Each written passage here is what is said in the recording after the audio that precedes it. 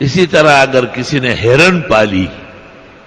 ہرن بڑی مہنگی ہے اور بہت بہترین گوشت ہوتا ہے اور بہت عمدہ شکار ہے، لیکن بنیادی طور پر وہ پالتو نہیں ہے، وہ وحشی ہے، اور پالتو جانوروں کی قربانی ہوگی، وحشی کی نہیں ہوگی، وہ بھی درست نہیں ہو، قربانی نہیں ہوگی اس کی۔ اسی طرح اگر کوئی گائے، بیل، بھینسا یا اونٹ جنگلوں میں پلے بڑے اور وہ وحشی ہو جائے تو اس کی قربانی درست ہے، کیونکہ اس کی بنا اور بنیاد پالتو ہے، اگرچہ وہ تھوڑی دیر کے لیے وحشی ہوا ہے۔ یہ مسائل بے تفصیل فقہ میں عرابی اضحیہ وغیرہ میں موجود ہے۔